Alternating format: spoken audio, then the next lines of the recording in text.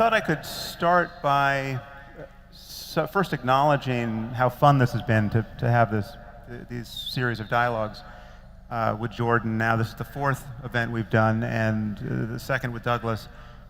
And we clearly share a common project. I mean, we are trying to figure out how to live the best lives possible, both individually and collectively, and we're trying to figure out how to build societies that safeguard that opportunity for as many people as possible.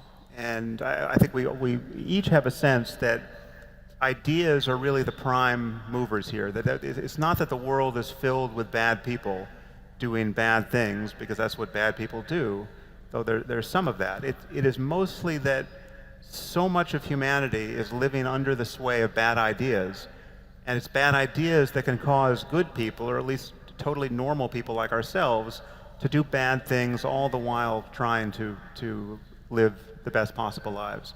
And that really is the tragedy of our circumstance, that we can be that confused. So this is where the difference between Jordan and me in particular opens up, which is, how do you view religion in this contest between good ideas and bad ideas? And for me, religion emphatically gets placed on the side of bad and old and worth retiring ideas, or ideas worth retiring. And I guess by analogy, I would ask you to consider astrology. Right now, maybe I can just get a sense of who I'm talking to. What percentage of you, I want to know, believe in astrology, which is to say, who among you, and you can signal this by applause or howls of enthusiasm, what percentage of you, let me just spell it out so you know what you're committing to, and you know how crazy your neighbor is, in fact. What percentage of you believe that human personalities and human events and the difference between good and bad luck in a human life is the result of what the planets are doing against the background of stars? Let's hear it. Somebody out there. Okay, so now you should know that something like 25% of your neighbors believe that. Oh, there you go. So I'm here. Wait. I'm hearing a heckler among the astrologers. Is that possible? This is the first astrological heckler I've heard. You must be an Aries, sir.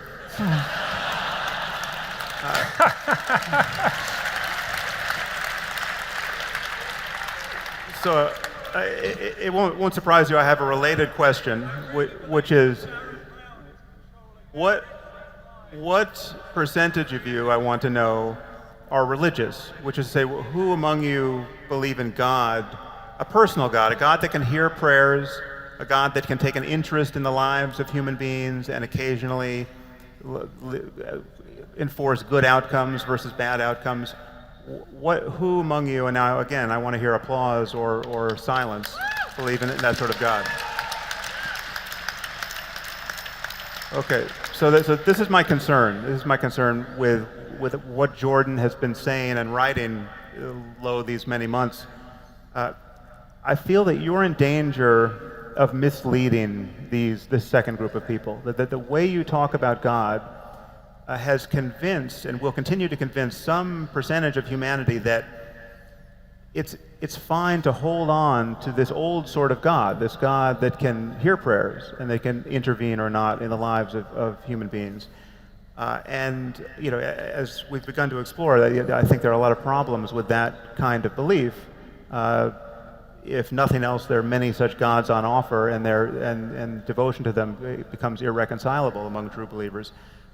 And my concern is that you could do exactly what you do with religion with astrology, right? It would be no more legitimate to obfuscate the boundary between clear thinking and superstition there, because this traditional God and the doctrines that support him are on no firmer ground than astrology is now today. And astrology, almost everything you say about religion It's the fact that it has organized human thinking for thousands of years, that it's a cultural universal, that every group of people has given rise to some form of it, that it has archetypal significance, that it has powerful stories.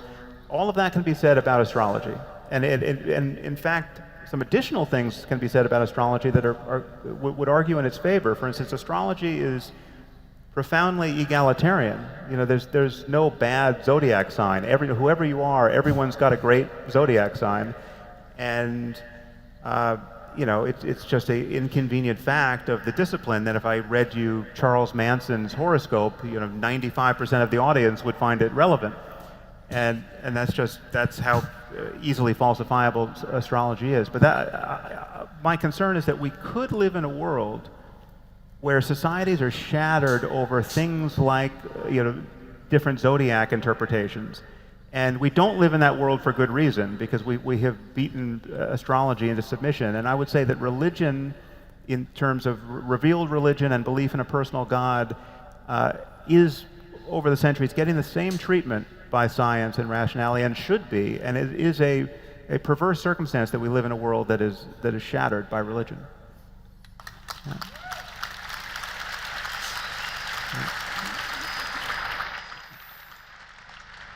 So I think what I'll do first is adopt the exceptionally difficult and likely counterproductive position of saying something not so much in defense of religion, but in defense of astrology, knowing full well that that's fundamentally a fool's errand. But there's something I want to point out, is that, first of all,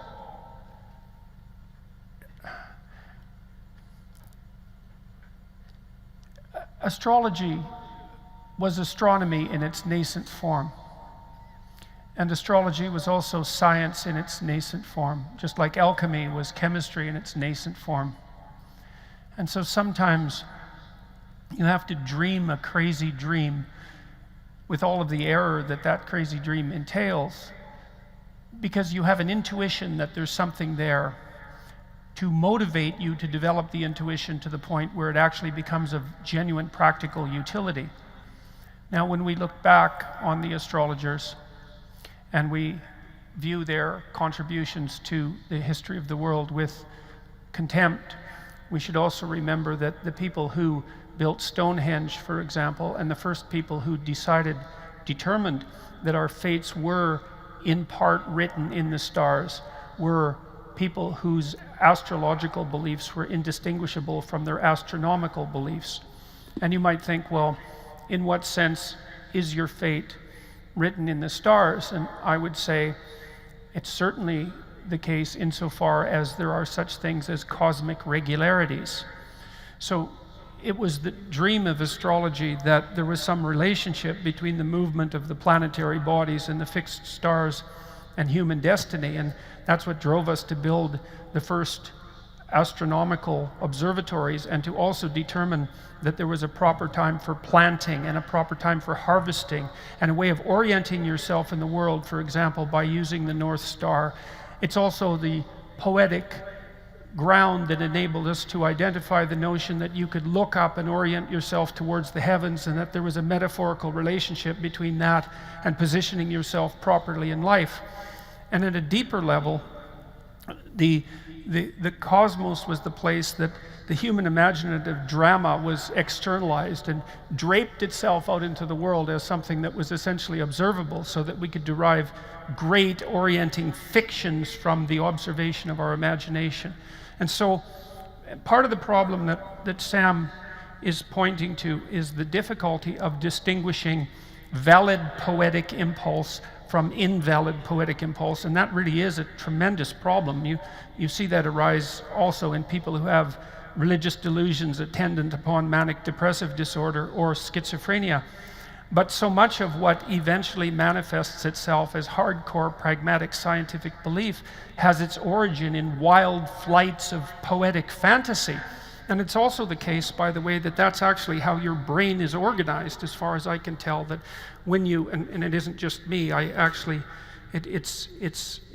a very large what would you call it, research literature outlining the relative functions of the right and left hemisphere, and it certainly appears to be the case that when we encounter something absolutely unknowable or unknown, what we do is drape that unknown thing in fantasy as a first pass approximation to the truth, and then refine that fantasy as a consequence of iterative critical analysis. And so Sam believes that what should happen is that the poetic and fictional domain should be supplanted by the rational domain. Well, let me just close the loop there. Not Okay. quite. I think we need poetry and fiction, and then there's more to engaging with reality than being a scientist in a white lab coat.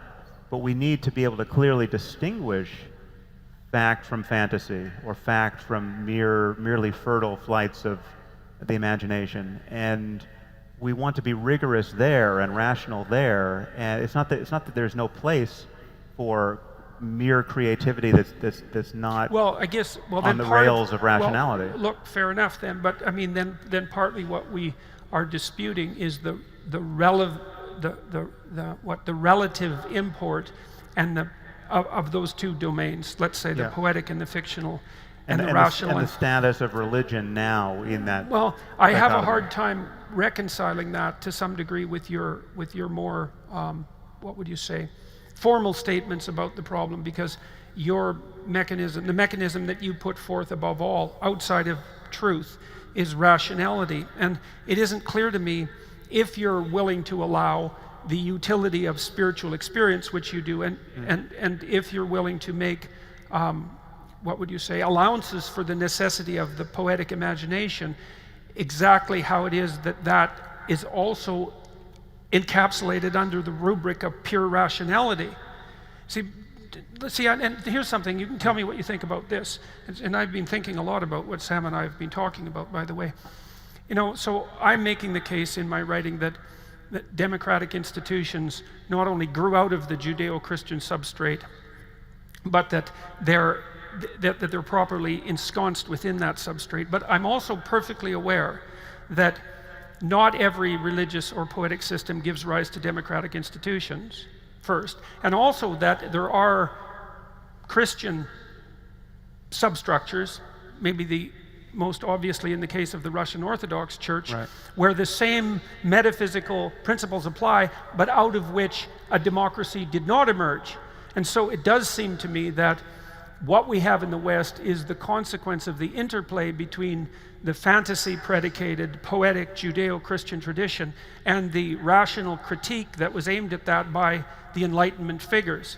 And that seems to me to mirror something like the proper balance between the right hemisphere and its poetic imagination and the left hemisphere and its critical capacity. And then I would say that part of the way, so one of the questions you brought up was, how do we decide which, let's say, religious intuitions are valid? And I think we do that in part through negotiated agreement, you know, because people have, look, even among the Catholics, say in the medieval time, there was an absolute horror of heresy. So if you were some mendicant monk and you had a profound religious vision, the probability that you were going to be tried as a heretic and burnt at the stake was extremely high, because even the gatekeepers of the religious tradition realized that religious revelation untrammeled by something like community dialogue, something like that, was something of extraordinary danger. And so I would agree with you that the poetic imagination and the ground of religious revelation is something that can lead people dangerously astray. But I would say at the same time that it constitutes the grounds of our initial exploration, and that it's actually ineradicably necessary. Okay, well, I'll briefly address that, and then I want to ask a question that brings Douglas directly in here.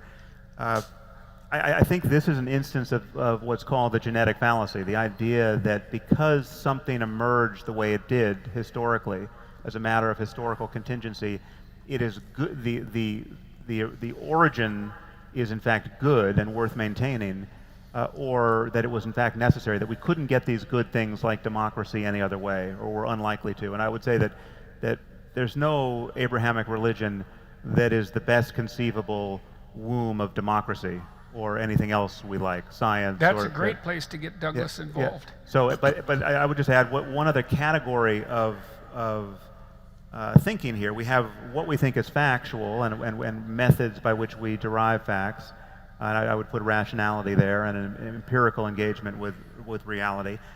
Then we have other good things in life, like fiction and flights of fancy that are pleasing for one reason or another and could be generative toward the first category. But then we also have, I would acknowledge, and we've spoken about this before, useful fictions and cases, I would hope rare cases where fiction is more adaptive or more useful than the truth, right? That sometimes the truth can be not worth knowing, and I would argue that there are those cases, okay, but they're few and far between. We should focus on that to some degree. Yeah, so I wanted to point to Douglas here and focus on that, because I think your fear, Douglas, is that my style, or Richard Dawkins' style, or Christopher Hitchens' style of anti-theism, just let's just throw the vicars from the rooftops now, because it is time to end this thing. Not literally. Get off Twitter now, but that's a hashtag if ever I heard one. Yes. Your concern has been that, and I think Jordan shares this, that so much of what is good in our Western developed societies is, at the very least, maintained by maintaining so-called Judeo-Christian values, or the remnants of our past religiosity, and that there is a baby in the bathwater that can be difficult to discern, and we can't empty the tub all at once, and this is very much because there's a zero-sum contest with the religious enthusiasm we see coming from the Muslim world. And of course, the Muslim world is all over the world at the moment. So in that contest between an older style of religiosity and theocracy, really, and modernity, you are not as eager as I have been to pull up Western religiosity by the roots.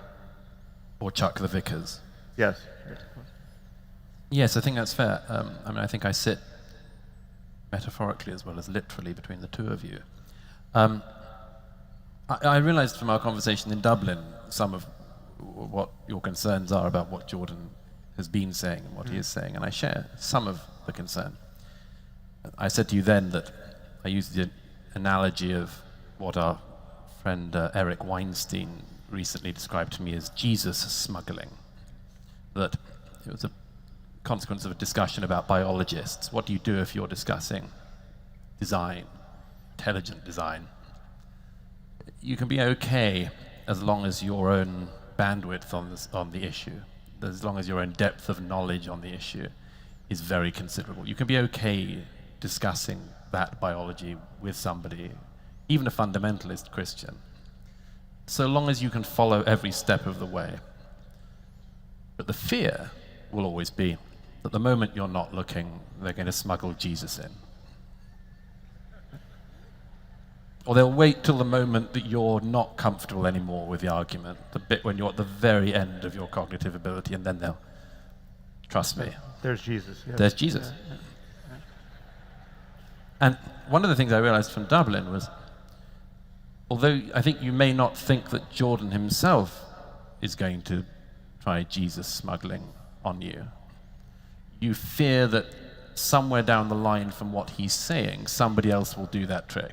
Yeah, it's worse than that. I actually know the people who are clapping are doing that. I hear from those people on a daily basis, right? So the segment of Jordan's audience that is very happy to be told they can stay on the riverbank of their traditional Christianity for the most part, and they don't have to get into the stream of totally modern, rigorous, rational thinking about everything from first principles, right? That there's something that the Iron Age scribes got right, and it's right for all time. Those are the applause I'm hearing. And however consciously or not, Jordan is telling them it's okay to stick right there with a shard of the cross. Okay, well, in Dublin, I actually tried a little conscious Jesus smuggling on Sam to see how that would go in a discussion we had about the central archetype of superheroes, but I'm going to try something a little different tonight. I'm going to try a little direct God smuggling, We won't bother with Jesus. Let's go right to God. Why not? So one of the things I've really tried to do when I've been analyzing religious texts is to take them seriously, in the sense that I don't presume that I understand them. And I presume that they're a mystery of sorts. And at least the Bible, for example, is a mystery, because we don't really understand the processes by which it was constructed, and we don't understand the processes by which we all agreed collectively over several thousand years to organize the book the way it is organized, or to edit it the way that it's edited, and to keep what's in it, and to discard what's not in it, and why it's lasted and why it's had such a huge impact. I don't want to derail you, but yeah. We do understand the first part of the process all too well. We know that there was a political and all too human process of voting certain texts in for inclusion, and some were in for centuries and then got jettisoned, and Sure. and Revelation came in far later than, I mean, there were whole generations of Christians who lived and died under the banner of the Bible, Yes. and it was a different Bible at the time. Of They course, had the wrong of Bible. course. So well, but it's the same issue that we really don't understand. Fair enough, Sam, and I'm not saying that political, etc. considerations didn't enter into it. I'm sure all human considerations entered into it, but there was some collective process of winnowing, and you can attempt to reduce that to economic or political causes, which is generally what secular assessors like Freud and Marx both did, and with a fair degree of success, I might add. But there's still some mysterious assessment of what it is that will be remembered that entered into it. But it's a separate point to some degree. But I'm just saying that my point of departure when looking at these texts is one of an essential radical ignorance. I don't assume that I understand the mechanisms by which they were generated or edited or collected or kept or remembered, or why they had the impact they had. Now, I've been thinking a lot about the idea of, let's say, God the Father, because that's a very common archetypal representation of God the Father. So I'm going to tell you an experience that I had that I've never really told any audience about. I had a vision at one point and the vision had to do with a dialogue that I was having with my father. And you have a father, right? And when you're a little kid, you act out your father when you pretend to be a father. And what you're doing when you're acting out your father isn't imitating your father, because you don't duplicate precisely the actions that your father ever took in his life. What you do is you watch your father across multiple contexts, and you abstract out something like a spirit of the father. And then when you're a child, you implement that spirit of the father in your pretend play, and you come to embody that deeply. So the notion is that people can abstract out something like a spirit of the father, and that's part of our mimetic tendency, which is a very powerful human cognitive tendency. And in this vision, I first started to talk with my father, and I would say more with the spirit of my father, because he wasn't actually there. And I would say it was the wisest part of him. And then that sort of transformed into a discussion that I had with a series of ancestral spirits, and then that transformed itself into a vision of God himself, with whom I had a conversation. And this was a visionary experience. And then that all went away, and I spent months and months thinking about it, and I thought, so you guys can tell me what you think about this. And this sort of stretches my cognitive ability to its utmost limit to contemplate such things. But here's a biological argument. I already made the case that a child can extract out the spirit of the father and embody it, and that's necessary insofar as you're going to be a father and a wise one. But we can also extract out the spirit of the father over much longer periods of time, because my father was a father because he imitated his father, who imitated his father, who imitated his father, as far back in time as you can go. And there's a cumulative development of the spirit of the father across time. Now then the question might be, does this spirit of the father have any reality other than the metaphorical? And I would say, damn right it has a reality, and I can describe a biological reality, and I don't know what this says about any background metaphysics, but here's a hypothesis. We know that human beings separated from chimpanzees over the course of the last 7 million years, at least in large part because of human female sexual selectivity. So it was the spirit of femininity collectively that helped elevate us to the degree that we have been elevated above our chimpanzee co-ancestor. But here's something interesting to contemplate. What is it precisely that makes men desirable to women? And so I have a bit of a hypothesis about that. So here's what men do. They get together in productive groups, and they orient themselves toward a certain task. And they produce a hierarchy around that task, because whenever you implement a task, you produce a hierarchy. And they vote up the most competent men to the top of the hierarchy, and then the women select the competent men from the top of the hierarchy. But the vote that determines who the competent men are that are more likely to reproduce is a consequence of male evaluation of men, and that's occurred over millennia. And so there's a spirit of the father that's embedded in the patriarchal hierarchy that acts as the primary selection mechanism that offers men up to women and plays a cardinal role in human evolution. And it looks like we've personified that spirit of the father in our religious imagery, and that's how it looks to me. But then there's something that's even more mysterious and deep about that that's worth considering, is that apparently the entire course of evolutionary history has conspired to produce human beings, and we could argue that it could have been different, but it certainly hasn't been different. And that means that that selective spirit of the father has been part of the process that's generated our very being, and it's certainly possible that that collective spirit of the Father reflects something metaphysically fundamental about the structure of reality itself. Wait, I was you with want you to up take a until the bite of last that? sentence, yes. Well, insofar as I agree with virtually all of that, I should say that none of that should give comfort to people who want to hold on to this notion that certain of our books might have been revealed by the creator of the universe. Right? Well, it depends on what you mean by the creator. Yeah. Like, I'm just saying that the world we're living in now is one in which we have whole societies shattered over this notion that some books weren't written by human beings. Right? There's a different class of book. Right? There's a different shelf in the library where the products of almost certainly merely human brains are venerated for all time and considered uneditable and unignorable by the majority of human beings. Yeah, well, it's clear that revelation can devolve into fundamentalism, and that's a real problem. Sam, so there is a risk in all this always, is an often made critique, but that when you're talking about religion, you're talking about the Inquisition, you're talking about the jihadists, you're not talking about somebody who wants to go to their local Anglican church once a year, maybe get the children into school, and maybe when they're at some desolate moment of their lives returns to this as a place that stores meaning. I mean, the thing that I think Jordan and I are in agreement on in this is that thing, with a quote from Schopenhauer in the Dialogue on Religion, when he says, that truth may be like water, it needs vessels to carry it. And when we were talking about this the other night, you admitted that one of the consequences perhaps of the parents sort of going through the belief structures they may not believe in anymore, but they keep doing it, is a demonstration of what you said was the non-embarrassing options that atheists have come up with.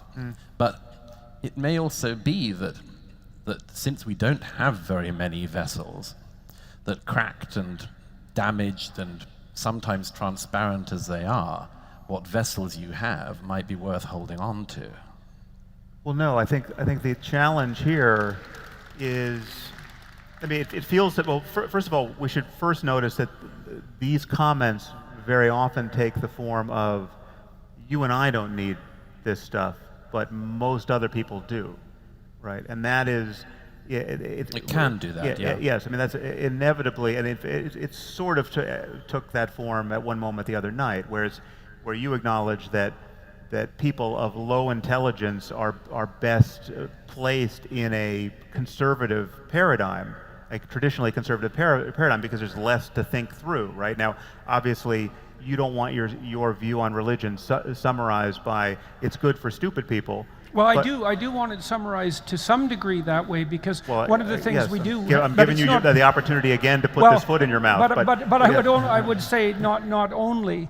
I mean, the thing is that we're all stupid, and some of us are far stupider than others. But we're not. But we're not that stupid. I mean, but there's another problem, Sam. I think, and this is obviously a contentious one. And one of the things I don't go to church, but there is one thing I admire about the church, and that is that it's managed to serve as a repository for these fundamental underlying fictions for 2 millennia. And that's really something bloody unbelievable. I mean, the great, what would you say? It is bloody unbelievable. Well, look, Sam, everything's soaked in blood. We have no disagreement about that, but the secular alternatives that we produced in the 20th century were certainly no less blood-sodden, and they produced nothing of any productivity whatsoever. We need not do it now, but we have to put to bed that secular canard. What would you do? Well, it's just not so that Stalinism was the product of secularism or atheism, and nor were well, it was a product. It wasn't an inevitable product or the product. It wasn't. And please, anyone who has this meme in your head, please just allow the next sentences I speak to just push it out, because I'm so sick of hearing this.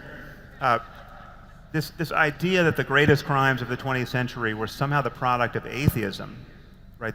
When you look at what actually engineered these atrocities, it was something that looked very much like a religion. It was a religion in every way apart from an explicit commitment to otherworldliness. It was based on that's a big difference. Dogmatism through and through. It was based on a personality cults that grew up around figures like Stalin and Hitler and Mao.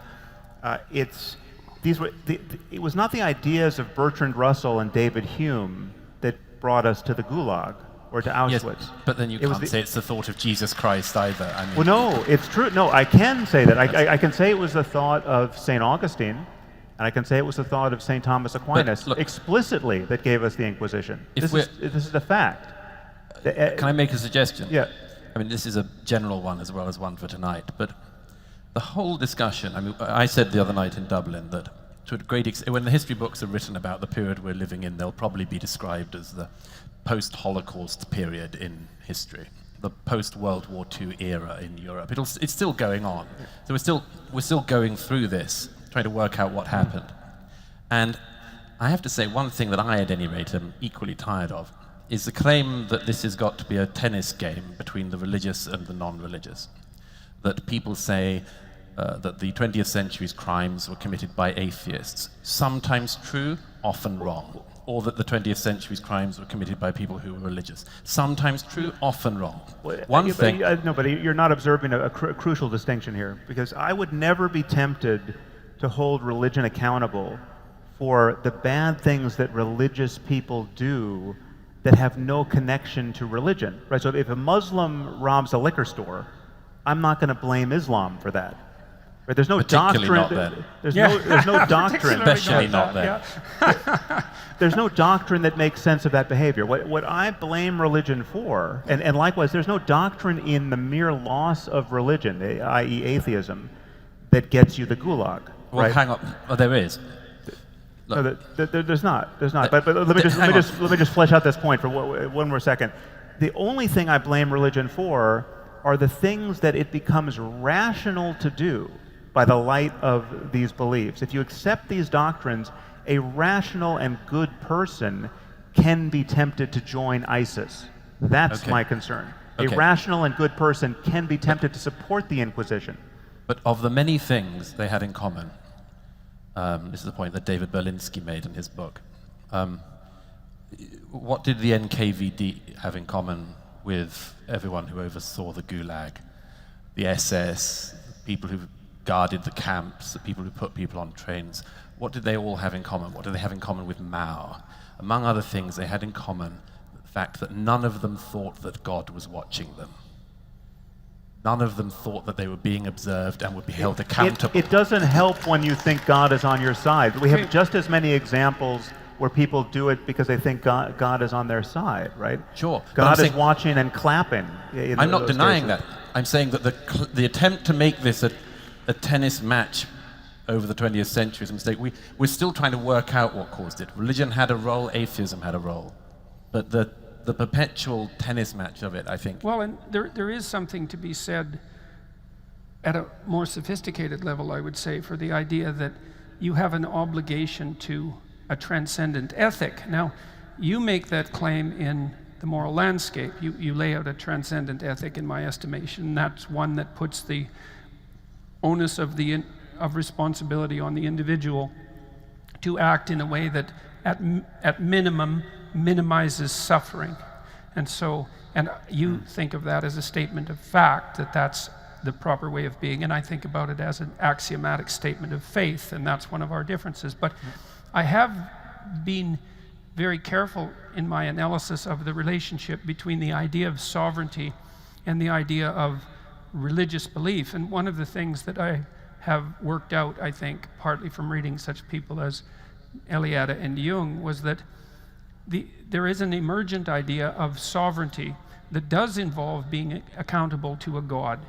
And here's how I would justify that, and I would think about this essentially from a practical and biological perspective, independent of any metaphysical reality that it might have.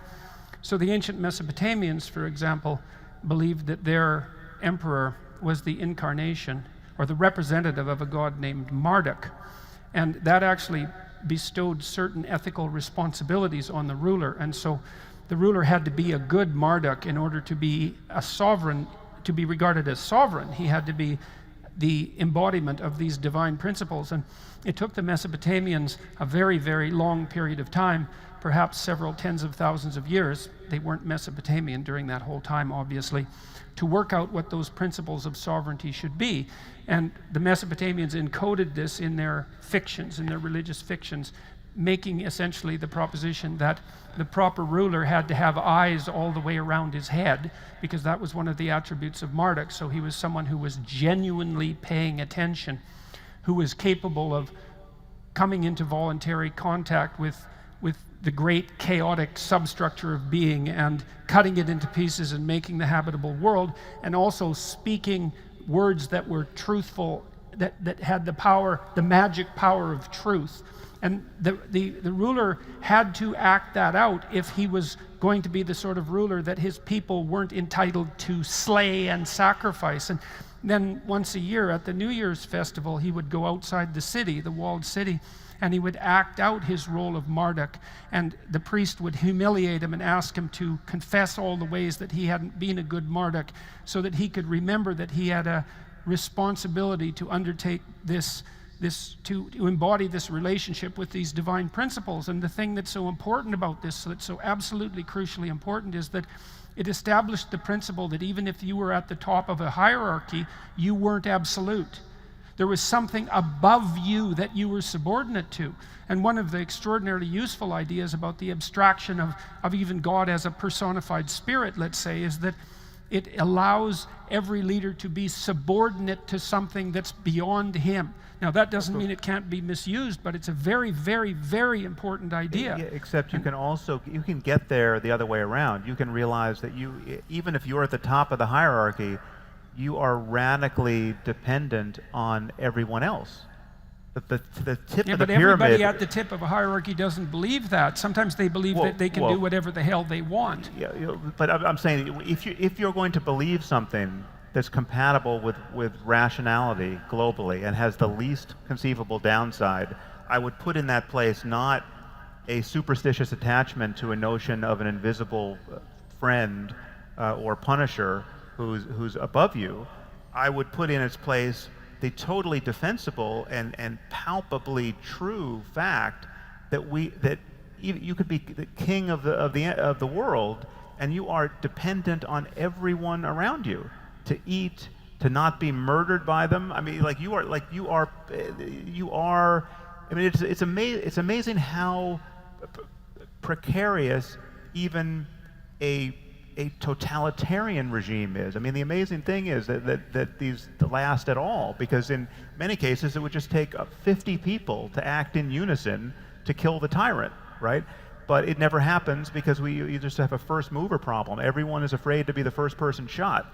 But it is a genuine mystery that these systems even perpetuate themselves. And when they unravel, when you see Gaddafi being murdered in a crowd, you realize, wow, it really is just a matter of the restraint and fear of human beings keeping any of these things together. A benign, if you wanted a hierarchy where you had a kind of a benign philosopher king pulling the reins of a society, I'm not saying we do, but even there, you could have an ethical one. You could have one where, and a non-superstitious one where someone recognized, hey, this is how we're doing it, but we are radically, at the top of this hierarchy, am radically dependent on being surrounded by as many happy people as possible. Well, look, I mean, I don't, in some profound sense, I don't disagree with we're that. Actually, I mean, this sounds like a fiction, but we're living with this problem, and we encounter this more and more when you talk, in Silicon Valley, as you and I occasionally do, and I'm sure you do as well, where you meet people who are fantastically wealthy, who seem uncannily detached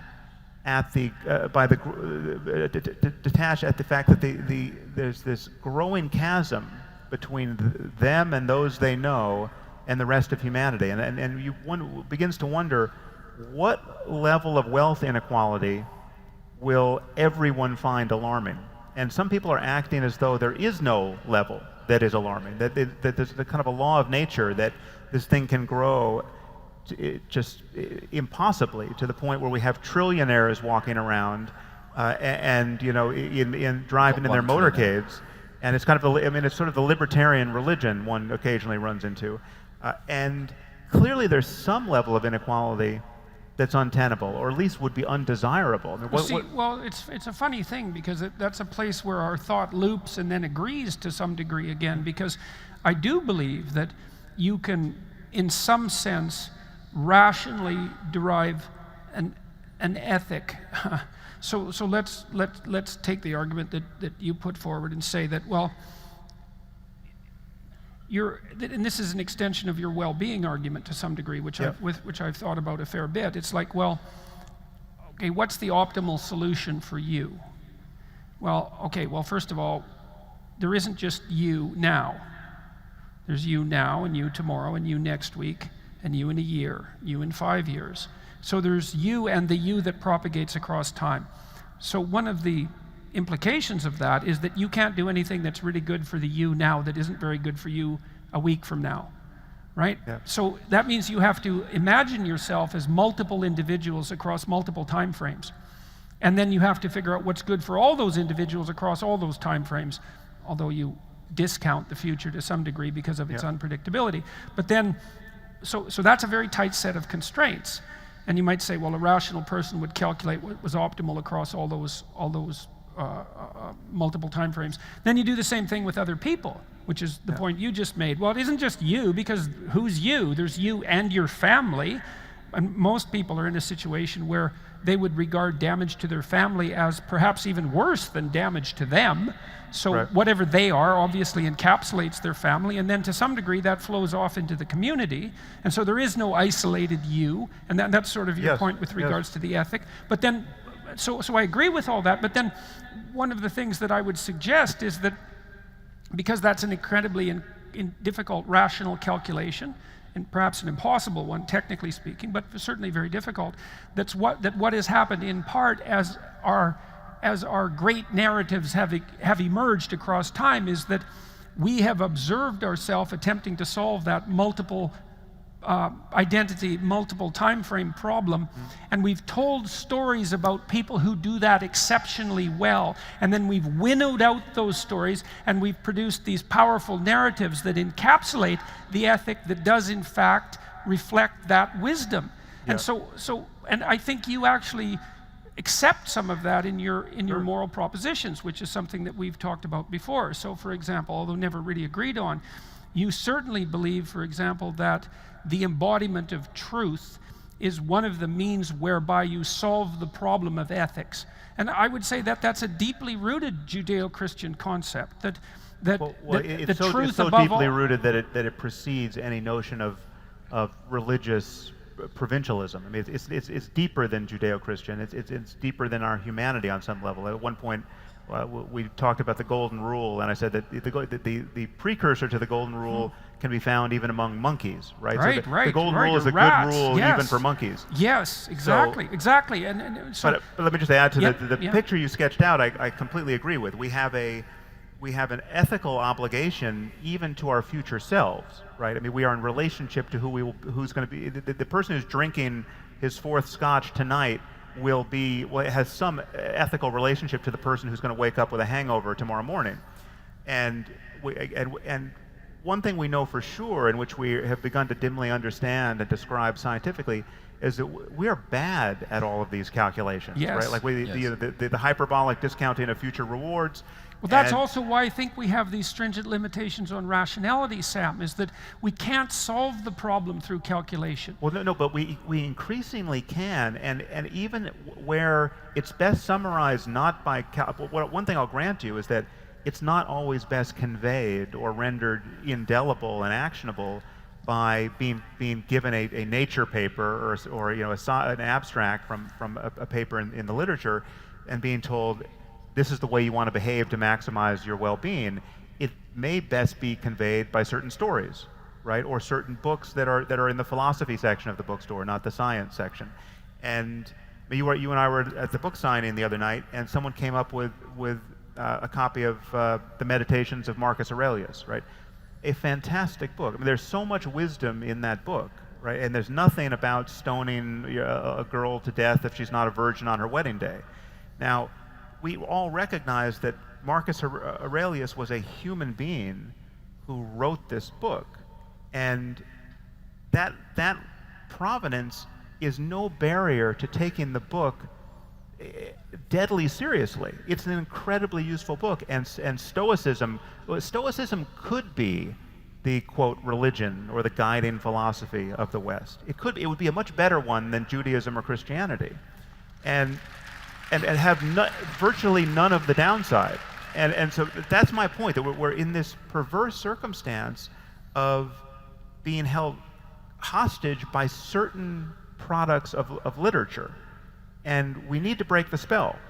And if we're finding it this hard to break, what do we think is going to happen in the Middle East or in sub-Saharan Africa? I mean, the moral progress we need to engineer is a common humanity coming together across shared values. Those are perfectly credible arguments, but the weakness in the argument, I think, is the one that we started to talk about earlier, which is that when you talked with Dave Rubin a while back, and Michael Shermer said the same thing recently, he basically said that atheism is a doctrine of negation. That's what you said with Rubin, is that there isn't a positive ethos in atheism.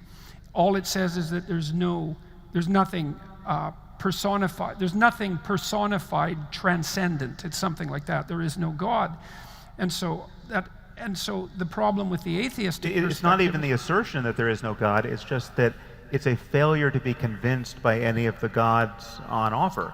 It's just like not believing in Zeus. Fine, and it's not like it's a weak argument. I mean, I'm perfectly aware that making a deistic case or a case for religion in the face of the claims of the rationalist atheists is perhaps, well, it's a very, very difficult thing to manage, but it is also the case that, and this is where I think we differ with regards to what happened, say, in the Soviet Union and perhaps to also in Nazi Germany, is that when your doctrine demolishes the let's call it the literary or fictional substructure and leaves nothing behind, an ethos needs to be provided, because something will rush in to fill the void.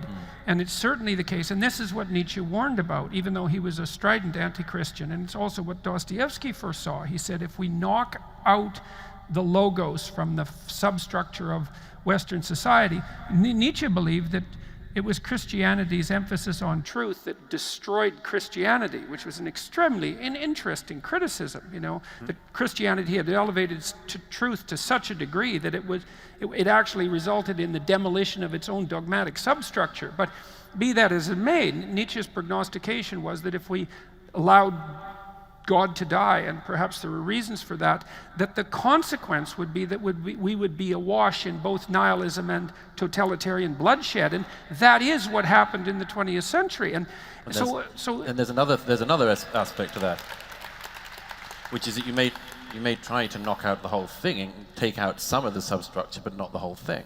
That's what Nietzsche also shows, that his prediction, and I think it's blindingly obviously true, that you might in this post-Christian era have a remnant of Christianity such as guilt, overbearing guilt, and no means of alleviation or redemption. Right, which is actually part of the problem of Protestantism, by the way, right. because it's, you know, and there are other things too that seem to be fundamental religious issues that secularists, I think, have a difficult time accounting for. It's like, so you actually have to grapple seriously with the problem that a doctrine that's essentially one of negation doesn't offer a positive ethos. And you are doing that, to be perfectly fair. You said that reading a Nature paper about the necessity of calculating your ethic across multiple time frames and multiple persons doesn't have the motive force that's going to drive you to act ethically in life. And I do believe that's true, but I think the fact that the rationalist ethos doesn't have motivational push is actually a fatal flaw. They don't meet every week to read Marcus Aurelius. That's a big problem. And they don't write music. Like, there's no music that goes along with it. There's no art that goes along with it. There's no architecture that goes along with it. Like, and I don't know why exactly. But to be fair to the present, most music and most art and most architecture is no longer religious. I mean, that it has flown the perch provided by religion traditionally. And most of what we care about in increasingly cosmopolitan and secular societies is not tied to religion in any direct way. And there are even whole religions like Judaism where you have to look long and hard to find anyone who believes much of anything that is religious. I have literally sat on stage debating what I thought was a religious rabbi who was a conservative rabbi, and when I said something that assumed that he believed in a God who could hear prayers, he threw up his hands and he said, "What makes you think I believe in a God who can hear prayers?" And I was just, you know, I practically lost the debate just in my astonishment, you know. It's like, you know, what does it mean to be a conservative rabbi in this case? There are religions that have made that transition to an increasingly attenuated commitment to the truth of the doctrine, and there are religions who haven't moved an inch, right? And but I think we have to acknowledge that this movement in this direction is progress, because what it actually is at bottom is increasing sensitivity to the difference between having good reasons and bad reasons for what you believe, right? And the fact that this book has been around forever is not a good reason. The fact that Mommy told me so. It's not a terrible reason, though, because the fact that something has lasted for that length of time at least makes the fact that it's lasted a mystery. And you can't just attribute that to casual politicking or economic circumstances. There's something. Look, the least that you can say about many of the biblical stories is that they're incredibly memorable. And that means that in some sense they're adapted to the memory structures of our minds. So is the mythology of ancient Greece. It's incredibly memorable. But I don't and disagree with that. All those gods are dead. The stories still can be useful, but the gods are dead. Their spirit lives on, let's say. Yeah, but it lives on in a way that is benign. It lives on in a way where you learn about them in mythology class in school, right? You don't have a fear of Hades drummed into you as a child by your parents. You know, the other thing that is lacking, as far as I can tell, in the rationalist doctrine, and this is something that I've observed in my clinical practice, and so one of the things that's happened over the last year is that I've had many people, especially ex-soldiers, come to my lectures who have post-traumatic stress disorder, and they say that listening to my lectures, especially the ones on good, evil, and tragedy, there's a particular lecture that I suppose you might think about as devoted to people who have post-traumatic stress disorder, and that the language of good and evil that I lay out in those lectures is actually what allows them to recover from their post-traumatic stress disorder. And dealing with people like that in my clinical practice, the same thing has been the case. If we can't transcend the language of the merely rational and move into an intense conversation about good and evil, in some senses metaphysical realities, we can't enter a realm of seriousness, conceptual seriousness, that's of sufficient depth to help heal someone who's been touched by malevolence. Because that actually is what happens to people with post-traumatic stress disorder, is that inevitably the reason that they're so shattered isn't because something tragic has happened to them, although that does happen upon occasion. It's because someone malevolent has made contact with them, and sometimes that malevolent being, let's say, or malevolent force or spirit, for lack of a better word, is something that resides within them. And so we have these limits on rational, and the reason I'm making this case is because we've already identified another limit of rational discourse. It's like, it doesn't have the motivating power of great fiction and great literature and great poetry, but it also doesn't have the healing power of language that takes the ethical realm to its extreme in some sense. And then the next problem with that, and this is something that Douglas has been contemplating, I would say, is that what evidence do we have that a merely secular representation, a rational representation of our ethic, is going to provide us with a motive force that would be sufficient for us to do such things as identify what's valuable about our culture and be motivated to sufficiently protect it, assuming that there's something worthy of protection. But we know what a few of those things are, and they have nothing to do with what's on the inside of a church or a synagogue or a mosque. They have to do with things like free speech. Right, like the trench we are all fighting in is, at least one of them, is defense of the free exchange of ideas. And that is put in peril by many kinds of orthodoxies, but some are the old orthodoxies, the blasphemy laws, and the people who want apostates to be killed for leaving, in this case, Islam. So those are some of the sacred. I would, if we were going to list the sacred artifacts of art that keep our society worth living in, I think the list is going to be very long before we start getting to the actual sacred objects of any one faith. It'll be things like freedom of speech and freedom of assembly and the free exchange of ideas across boundaries. The fact that we are no longer religiously or linguistically or geographically partitioned in the ideas we can entertain. Well, it seems to me, though, like, and this may be my own idiosyncratic reading of the domain, but when I look at something like I've often considered a cathedral dome, let's say, and there are very, very old cathedral domes that have an image of Christ put up against the dome, right? So as creator of the cosmos, okay? And I'm trying to look at that from a psychological and even a biological perspective. And what I see is the elevation of a particular image that represents an ideal. And so the Christ that's represented on the dome of a cathedral is something that's projected up into celestial space. So it's an ideal to which you are supposed to be subordinate, or that you're supposed to embody.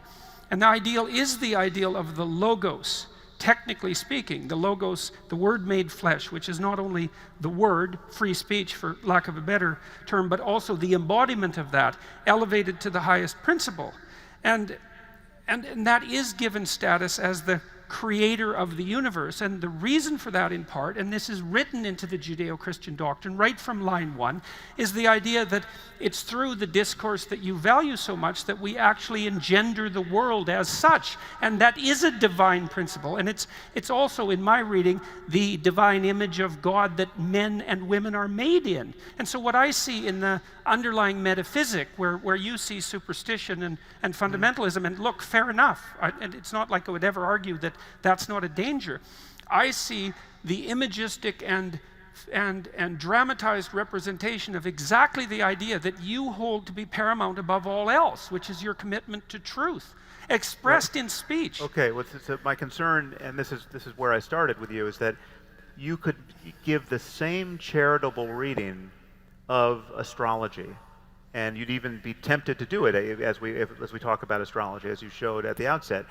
Now, But I don't think why is it a charitable reading, Sam? Like, well, no, I mean, so how else would you explain the existence of something like a cathedral with that image? Like, what the hell were people doing when they built that? I'm saying we could. It's by dint of mere historical contingency and questionable luck that we're not living in a world where the cathedrals have stained glass windows with signs of the zodiac on them. Right, we could be in that world. Well, we are. We were very close to being in that world. We are in that world to some degree because the astrological endeavor in the Judeo-Christian landscape expanded to incorporate Christianity. And there's an entire astrology of Christianity, including representation of Christ as the sun. So we are in that world. So, but my point is that we recognize that the literal claims of astrology, the mechanism by which astrologers think it works, is intellectually bankrupt, right? And if any significant mayhem were being caused by people's commitment to astrology, if we had presidents of the United States who couldn't get elected unless they paid lip service to a literal belief in astrology, if we had presidents who were consulting their astrologers to figure out when to meet with other world leaders, right? This would be a problem that rational people would recognize. I mean, astrology can be disproven in a single hour. You just simply have to go to one hospital in one city sometime and find two unrelated children born in within 20 feet of each other, and follow their lives. And if they have different lives, then the signs of the zodiac mean nothing. Part of your argument is, and validly so, is how in the world do we determine which revelatory axioms are worthy of respect and of maintenance? And fair enough, Sam. But maybe none. Maybe not revelatory. Maybe it is just a matter of conscious agents like ourselves having better and better conversations. Well, it is certainly partly that. It is certainly partly that. But let me explain. Because again, revelation in my book is nothing other than the record of past conversations. So you've either got Iron Age conversations shaping your worldview, or you have conversations like these shaping your worldview. Or you have both.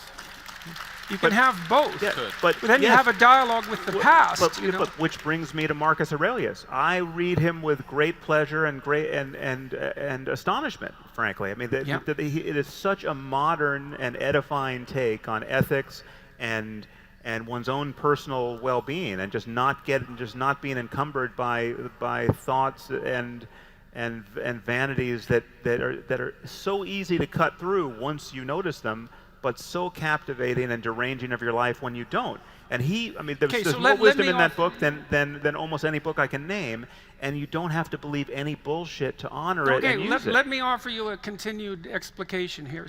And you didn't answer my question about what all these crazy medieval people were doing, spending almost all of their excess capital, building a representation of the sky and putting an image on that. So just hang on a sec. Okay. So let's talk about what it would mean to embody the truth. So there's a deep idea in Christianity that this is what it would mean. It would mean to confront the suffering of life voluntarily to its fullest, which would mean to accept the necessity of death and betrayal at the hands of your fellow men without undue bitterness. To accept that voluntarily and to still understand that your fundamental ethical task is to work towards the redemption of the world. And that's associated with that image that's cast upon the heavenly dome. And that isn't a charitable reading, Sam. That's an essential analysis of the fundamental doctrines of Christianity. Yes, but I could do the same thing with Buddhism and give you a slightly different story, but nonetheless inspiring and edifying. And I could do the same thing with you can't do it with rationality. But I can do it with Greek. No, that's not true. I can do it with Greek mythology. I can do it with any of these domains. But the crucial bit for me is that in order to make use of those stories, I don't have to believe in revelation. I don't have to believe that you get everything you want after you die. I'm not sure Jordan's suggesting that you No, but I'm talking about the applause of conventionally religious people who think that their conventional religion is in some way cashed out or redeemed or supported by the reading you're giving now of Christ in the starry heavens. It's not, unless you're adding this other piece, which is some probabilistic claim that, yes, this book probably was dictated by an omniscient being, unlike any other book. Well, or maybe the Muslims are right, that Archangel Gabriel did show up to Muhammad in his cave and give him the one final revelation, never to be superseded. And just on the merits of the text, we know that's not true. We know for all it gets wrong and all it fails to get right about the nature of our circumstance, we know that book is not the best book ever written on any topic. And here I'm speaking of the Quran, but it's true of the Bible. It's true of the Meditations of Marcus Aurelius. But no one's claiming that about the Meditations, and that's a crucial difference. It's a difference that explains so much unnecessary suffering in our world. And again, what I fear about the way you talk about religion is that at the end of all these conversations, I'm still not sure what you believe on that point, frankly. And if I'm not sure, no one out there is.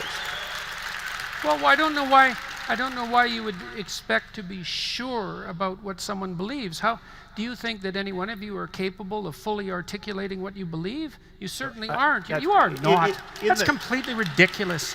You're not transparent to yourself by any stretch of the imagination. You act out all sorts of things that you can't articulate. But how about a best guess? Yeah. You know, if you look, let's go all cognitive neuroscience on this, shall we? 99% of your processing is unconscious. You're not capable of articulating yourselves. If you were, you'd be omniscient. Okay, don't give me any nonsense about that. But that is a. I've never heard so many people applaud an evasion of a simple question. It was a good one, Yeah, though. yeah. It was a very... Okay, honestly, yes, everything you just said about not being fully transparent to yourself is true, and you are ruled by committee in there all the time, no doubt. But I'm asking what you actually believe. I mean, there's several things I can ask. I mean, almost any one of these threads can pull the whole tapestry. But to take Christianity as an example, what do you believe about the origin of this sacred book, the Bible, Old and New Testament? Do you believe that just maybe it has a status unlike any other book, or is it simply old writing of human beings just like ourselves? I think it's both. Okay, so so what does that mean? That you're saying that there's somebody who's taking dictation that is unlike any other dictation. So Homer, though creative, or Shakespeare, though creative, was doing something else. It's not like we understand the sources of inspiration. Okay, but but everyone's been inspired. If you talk to creative people, yes, they often describe themselves as something approximating a conduit through which higher wisdom is pouring. Again, you're dodging. Shakespeare could say that, and any writer can say that. Ultimately, yes. right? And it's also the case that we would rank order those writers, which is why you pointed to Shakespeare, in terms of the generalizable validity of their revelations.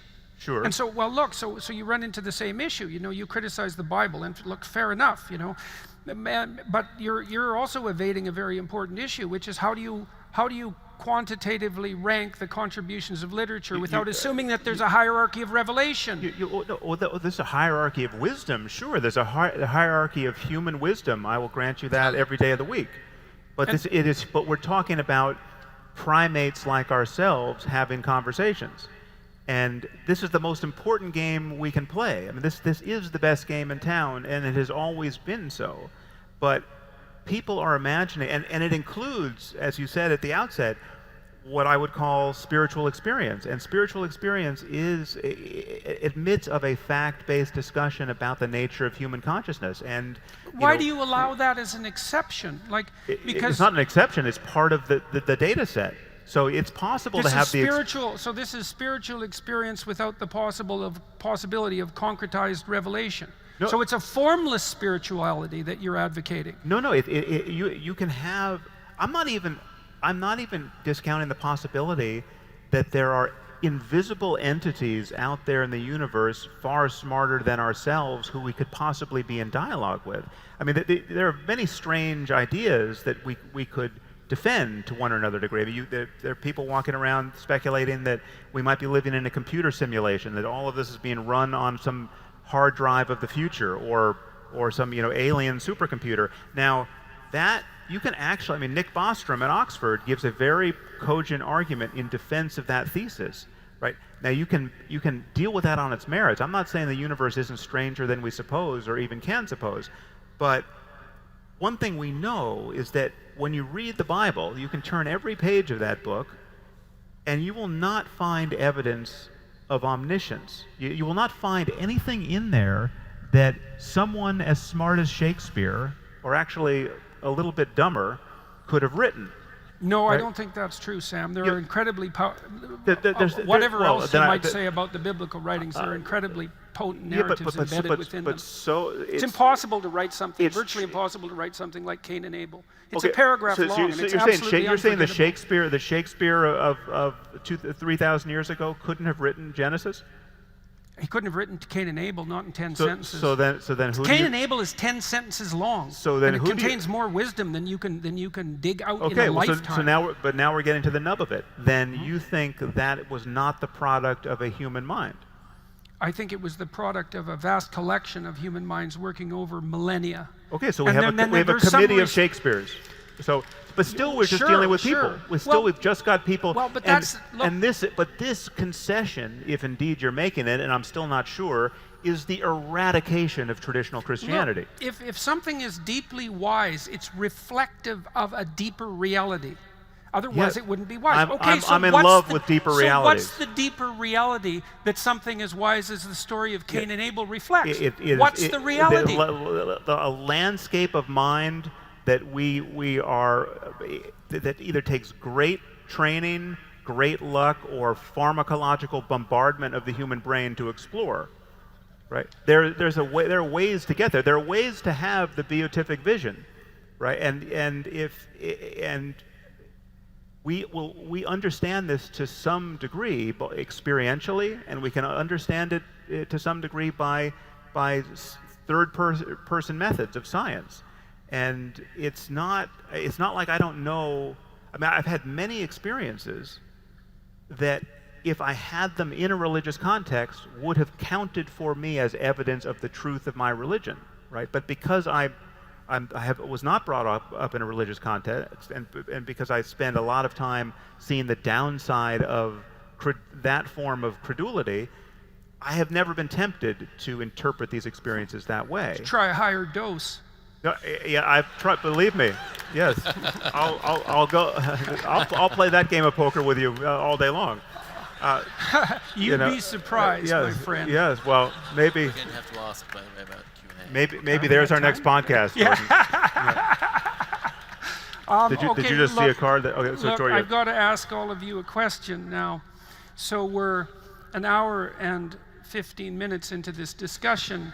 And hypothetically, what we will do is stop and go to Q&A, but our experience so far has been that when we ask the audience, because we have done that each time, whether we've asked the audience whether we should continue or whether we should go to Q&A. So the first thing I'm going to do, and you can vote on this by making a certain amount of noise if you're inclined to do so. How many of you would like us to stop talking and go to Q&A? How many of you would like us to continue this discussion for 45 more minutes?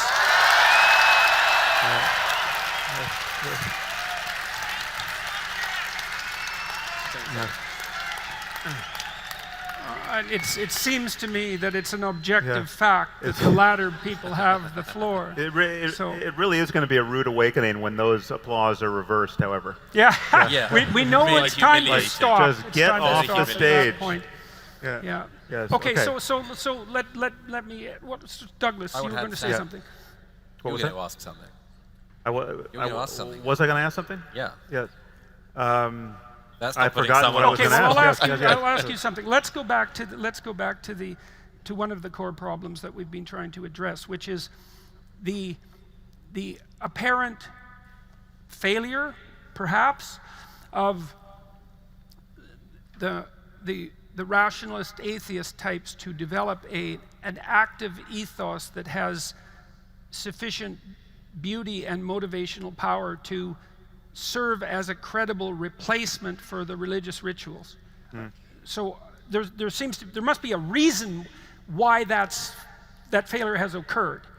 Yeah. Right? So, Yeah, so well, do you have any I can sense give, of what yeah, the reason I can might give you be? a short list of reasons. One is that traditionally, the impulse to do that in a religious context has been fatal, right? So to declare your apostasy has been the almost as reliable a way of committing suicide as jumping off a building in most cultures and most societies for the longest time, and still is in many places, as you know, in the Muslim world.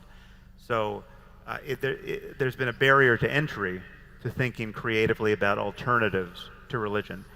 And so much of atheism and secularism is just a pitched battle against the eroding power of religion. I mean, when religion really has its power, right? We know what it's like. I mean, again, I think we spoke about this at one point. The moment that it makes this most salient is, Galileo being shown the instruments of torture by men who wouldn't look through his telescope, right? I mean, that was the point of contact between untrammeled human rationality and the womb that bore it, right? The religious awe at the beauty of the heavens, right?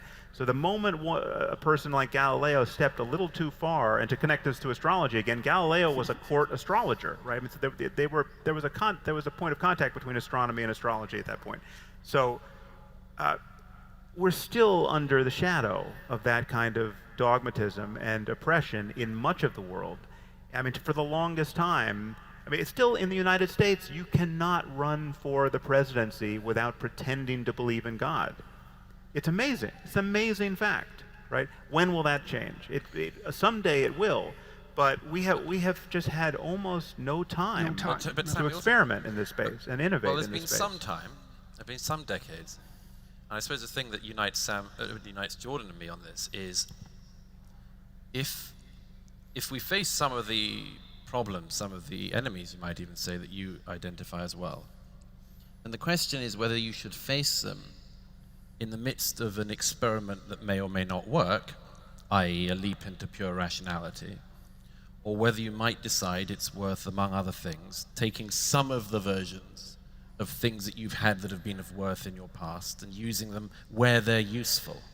But what are you picturing there? Because there really is no leap. There's no global leap to pure rationality. There's this incremental erosion of religious answers to terrestrial questions. So there's again, the moment you have a science of neurology, you begin to look at epilepsy not as demonic possession, but as a neurological problem. Before there's a science of neurology, you don't know what the hell's happening, right? So into that space. Something obviously drove Douglas, I would say, in some sense, surprisingly, to make the assumption that one of the things that we need to do to defend whatever it is that we have of value in the West, assuming that we have anything of value, was something like the reincorporation of this religious substructure. So it's not something that I would have expected you to conclude. Yeah, but what so are you why picturing? did you conclude it?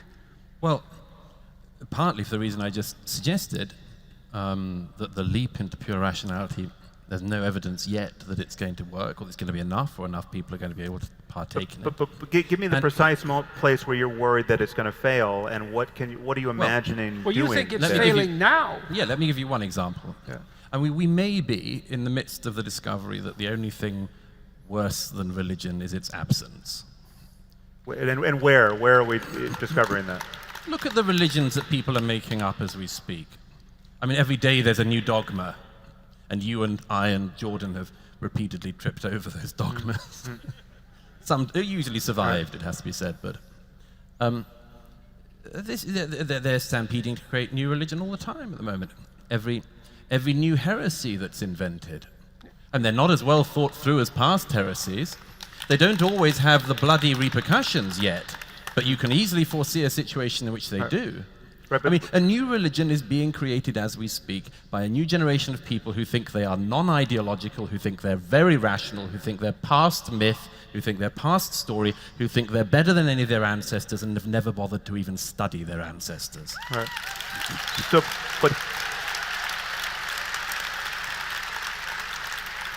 can't you say that dogmatism is the problem? The generic problem here is dogmatism, a firm belief in the absence of good argument and good evidence. And absolutely, we can agree that dogmatism of any kind has that danger, or will always have that danger. But the void also has a danger. The void that you can create if you throw out all the stories that helped get you to where you are also has this danger, because people come up with these new stories. And every day's news now is about this. Our politics is now basically about this. Actually... Yeah, and what's flown in to fill the gap seems to be something like a new tribalism. Absolutely. Which is exactly what you'd expect in some sense, right? If you demolish the superordinate system, religion divides people, no doubt, but it also unites people. Yes. And so one of the things that arguably unites people above their mere tribalism is their union in an abstract religious superstructure. Yeah. And then if you demolish that, well then one of the things that does seem to happen is the emergence of a reflexive tribalism, because people need a group identity of sorts. And the easiest thing to do seems to be to revert to ethnicity and race and gender and sex, etc., etc. And then we do end up, and have ended up, in this situation that Douglas outlines. And one of the things I think that distinguishes us temperamentally, possibly, maybe because you're a little more on the liberal side and I'm a little more on the conservative side, even temperamentally speaking, is that your fundamental terror is that of fundamentalism, although you also state in the moral landscape that you understand the perils of nihilism. And I would say my fundamental terror is that of nihilism, even though I'm sensitive to the catastrophes of fundamentalism. But I don't think you do address the problem of the void sufficiently, because I don't think that you have anything to offer except, and I'm not trying to minimize your offering. You make a case that people should work to alleviate suffering and that we should live in truth, but Jesus, Sam, you can summarize that in 2 sentences. It doesn't have the potency of the fictional, literary, artistic substructure that seems necessary to make that into something that's a compelling story. Well, so this is where we might disagree. This could be a fundamental disagreement, because I don't see the problem of nihilism the way you do, or the way it's advertised. Like once you rip out the false certainties and the bad evidence and the bad arguments and the mere dogmas imposed on us by prior generations, that hole never closes safely with anything else. You have to put something in its place that's shaped just like that, some other false certainty or some other story. And I simply don't think that's the case. I think there's so many things we outgrow, both individually, in our own childhoods, and culturally, that where there is no void left. There's no Santa Claus-shaped void that we have to fill with the exact same thing. But people certainly experience that. Some people, void. I'm not discounting the fact that it is hard to be happy in this world. I mean, we are living in a world that seems perfectly designed to frustrate our efforts to find permanent happiness. So you asked me, you put me on the spot a while back. But let me just add my answer to this. I just think that there's the recipe for a good life, or at least a minimal recipe for a good life. It's not that this is all that's entailed, but this is certainly necessary, if not sufficient, is to live a life that is increasingly motivated by love and guided by reason. Right? You can't go very far wrong if you are motivated by love and guided by reason. Right? And the problem is that. Well, the first thing I would say about that is, to me, that's a recapitulation of the Judeo-Christian ethic, which is that you should be guided by love and use logos to serve that. Except you got to read the fine print on reason. No, I didn't say reason. I said logos, because that's something that's deeper than reason. There's the Jesus smuggling. Yes, exactly. Well, yes, definitely. I said it would happen. Okay, so, but so look, I've been trying to. Part of the reason that I'm doing what I'm doing is to try to address the void, let's say, and I suspect that many of you are actually here because you would like to have the void addressed. And so the way it looks to me is something like this, and this is what I've derived in part from my studies of religious tradition. So I could say that at the beginning of Genesis, for example, there's a proposition that It's truthful speech that generates habitable order from chaotic potential. That seems to me to be the fundamental narrative, and I do believe there's something dead accurate and real about that, because we do generate the world as a consequence of our communicative effort. And then there's a second proposition, which is that the world that we generate from the chaos of potential is habitable to the degree that the communication that we engage in is truthful. And that's why God, who uses the Logos at the beginning of time to generate the world, is able to say that his creation is good. The proposition is the world you bring into being through truthful speech is good. And that's the image of God that's implanted in man and woman. And there's a grandeur about that idea. And you think, well, you don't need the grandeur because it's just a fiction. It's like, just wait a second here. It's not just a fiction, unless you don't believe that in some manner you partake in the creation of the world and that you have an ultimate responsibility that might well be described as divine to participate in that process properly, truthfully, and with love. And there's every reason to think that that's an elevated ideal so high that it's worthy of conceptualizing as divine, and also to presume that it represents some fundamental metaphysical reality. And that's a lot more powerful than you need to be good. Yes, but the problem here, Jordan, is that I could do exactly what you just did with Buddhism or Hinduism. And it is just as grand and just as deep and just as anchored to the first-person experience of contemplatives who've taken that as far as they could take it. You know, people, well, then monastics. I would say, Sam, you should do that and see how people respond to it. Well, no, because I. Yes, because, seriously. No, because I see the end of the game. It doesn't arrive where I want to get to, where we need to get to, because it would be to different effect. There are different claims ultimately about the status of truth and good and evil, and about the beginning of the world and the fate of a human consciousness after death. They're completely irreconcilable worldviews.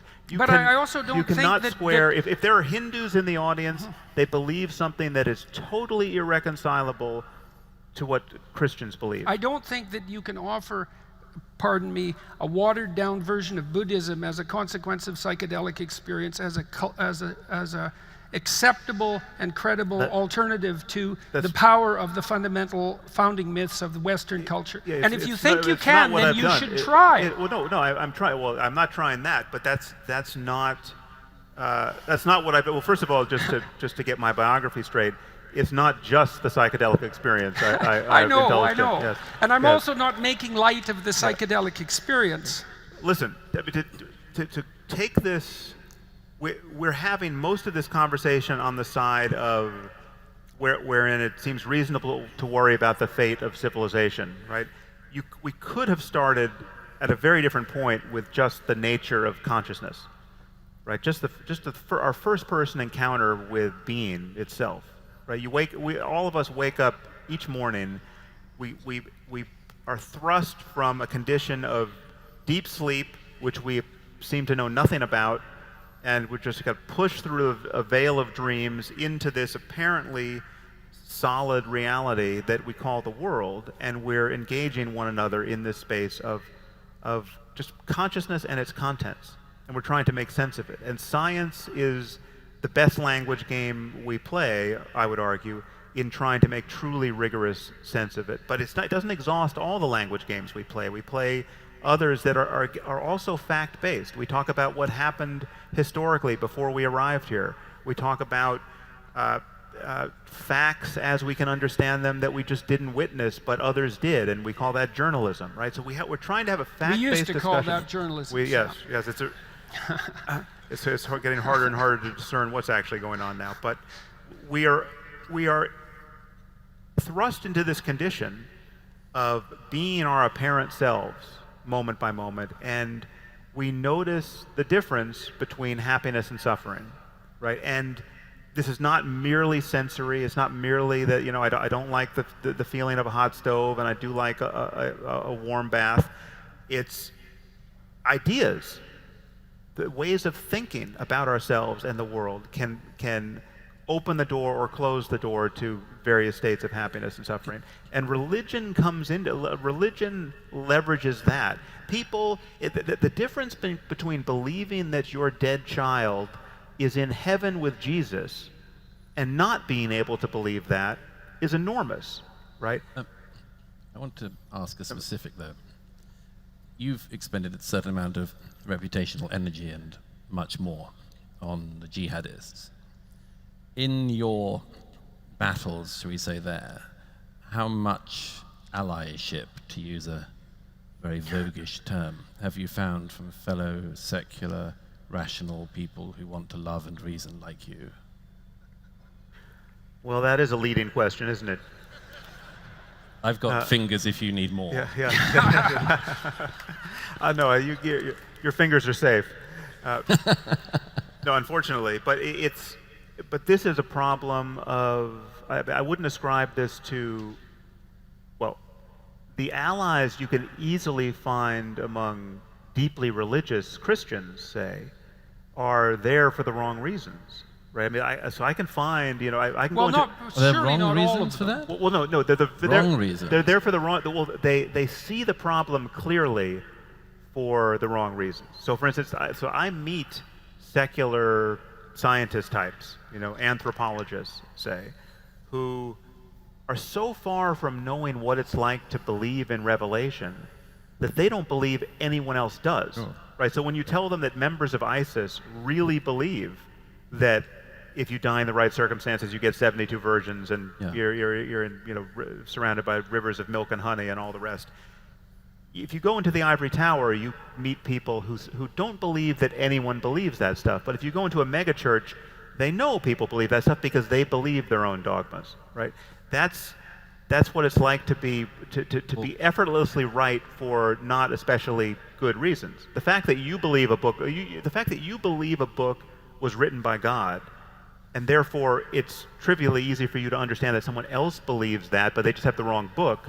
That's not the rational basis for understanding our circumstance that we're looking for. I'm not saying whether one is right and one is wrong, but one seems to have more commitment in that. And in one battle you're fighting, commitment may be important. Yeah, and indeed. There may be many reasons why the people who deeply want to love and be rational are absolutely no damn use in that fight. Because they want to preserve their happiness a bit longer, preserve their comfort a bit longer, cannot understand people who genuinely come from a fundamentalist standpoint. Yeah. And therefore, and there's also to steelman their case for a moment, it is understandable to be sensitive to and guilty about the history of colonialism and the reality of racism, and to be so committed to tolerance as your master virtue that you're tempted to tolerate intolerance and not recognize it to be cowardice, which in fact it is. Making tolerance your core value is much different than making truth your core value, which is an interesting thing, because, and perhaps this is one of the places where you and the fundamentalist radical leftists, let's say, differ, is that the core value that's emerging there is definitely one of tolerance, whereas the core value that you espouse is one of truth. And truth and tolerance are not the same thing. Yes, and so it might also, nor is the pursuit of truth and the belief that as a result truth can be found, that it's not a single thing on its own, you just pursue it as a hobby. It's just something you do, but that you believe that at the end of it there is a truth to be found. Yeah. But Douglas, what do you fear is the case here? If there were more people like me in the West, right? Well, maybe I'm the outlier here. I'm somehow infected by this overweening commitment to truth and rationality and science, and yet I'm still motivated to worry about jihad. But you're worried that there are many people like me who are oblivious to the problem. Why are you worried about it when so many other people who are hypothetically, this is the question you asked, why are you so worried about when there's so many people who are hypothetically like you that don't seem to be worried about it? I mean, maybe you're wrong and you shouldn't be worried about it, although Douglas is obviously worried about it too. One answer is a possibility, it's my worry at any rate, that we may be living in an era when we are discovering that the Enlightenment and the Enlightenment's values never went very wide and didn't go terribly deep. And this is a very painful realization to make. But not only do we go all around the world and discover that, we find that at home. The roots turn out not to have gone very deep in even this society. And that's a problem. It is a problem, but hence my commitment to making them deeper. And to reiterate the point, I'd be very happy if it was entirely Sam Harris's all the way down. Yeah, that's right. Yeah. Okay? I'd have no problem with that. It's just that underneath Sam Harris, it's hell. Well, I'm also curious. You know me too well. Curious about something that you said. Yeah, that has to be very carefully edited on YouTube. In the metaphysic that you outlined, rationality in the service of love, like this is an interesting, like I'm not sure you get away with that, because like is it rationality or is it love? Because I don't understand the place in your conceptual system for love, given your emphasis on rationality as the ethic of as the mechanism of ethics. So I would say, to the degree that I smuggle in Jesus, which by the way isn't accidental in some sense, and I'm fully conscious when I'm doing it, you smuggle in love, and it essentially plays the same role. Well, no, love is an experienced reality. I mean, love is a state of consciousness. It's a state of, and I wouldn't ultimately. Is it a fact? Well, it's a fact that one can experience it or not. Well, to varying degrees.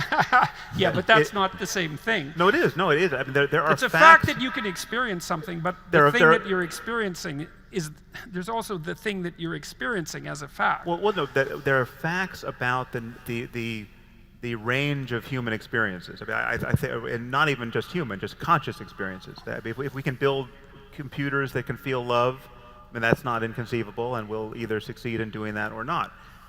But consciousness admits of a range of experiences, and love is one of the best on offer. It's not the only one we care about, but it's the one that anchors us to a positive commitment to the well-being of other conscious systems.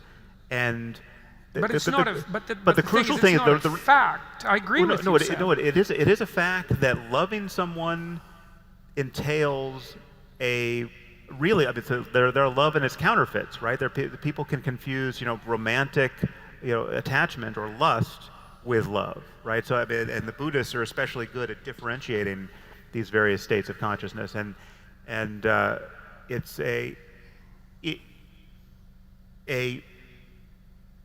this true pleasure, mental pleasure in the company of another that is colored by a commitment to their well-being, a wanting them to be happy, a wanting to have their hopes realized, a non-zero-sum commitment or sense of your entanglement with them. And you can see your failures to love. I mean, you can be with people who you think you love. I'm with my best friend, say, and I just find out something fantastic has happened for him, and let's say in his career, and I feel a moment of envy, say. Well, then you see, just how much do you love this person if your first reaction to something good happening to them is you feel poorer for it, right? That's the Cain and Abel story. Exactly. So these are all kinds of defects you can witness in your own mind, and yes, you pay enough attention to what it's like to be you. The full horror show of an almost biblical unwinding of all possibility is available, and you add psychedelics to that cocktail, and it gets even more vivid. But so are you saying that this is your claim that that's a it is a fact. These are facts about the human mind, and it is also factual to say that it is possible to navigate in this space. It is possible to design institutions and social systems and ethical commitments that help us navigate in this space. And it's not that we all have to get up every morning naked and try to rebuild civilization and all of human wisdom for ourselves each day. We inherit the most useful tools. You don't have to figure this all out for yourself. And my appeal to you is that we should want to use all the best tools available without hamstringing ourselves by this notion that certain tools must be the best for all time, or certain books must be read on every page with equal diligence because this book came from the creator of the universe. When we're reading Marcus Aurelius, if he gets something catastrophically wrong on page 17, we say, well, what the hell? He lived 2,000 years ago. There's no way he knew everything, right? And we turn the page. Okay, right? so we can't do that with the Bible and the Quran. Here's a mythological representation of that. So there's an ancient idea, a very ancient idea, that when you face the void, what you do is confront it and leap into it. And what you discover at the bottom is a beast, and inside that beast you discover your father lying dead, and then you reanimate your father and you bring him back to the surface, and that's the means of dealing with the void, right? And so in essence, in some sense, that's just what you said. You said that except that, again, there's something confabulatory about that, because you can do I could change the valence of virtually every word you use there, and it would also sound profound and true. I could swap father for mother, and I could swap void for mountaintop, and it could be the same seemingly archetypal journey, and someone could make sense of it. It's not that easy, Sam. Like, that's the same thing. It's damn easy. I've done it with a cookbook. But look, if it's that easy, then you can write great novels. No, and you can tell great stories. Well, if it's that easy, it's not that easy to write a great story.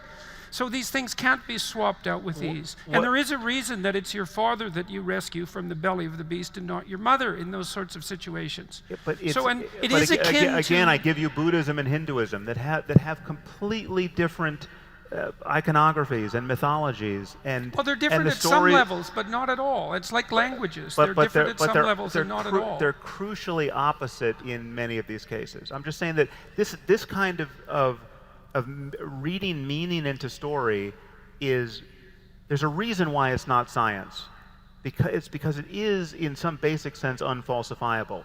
There's nothing you and I can do for the rest of our lives to be sure that the mother isn't at the bottom of that void and it's really the father. Is it possible to develop a factual approach to the analysis of literature?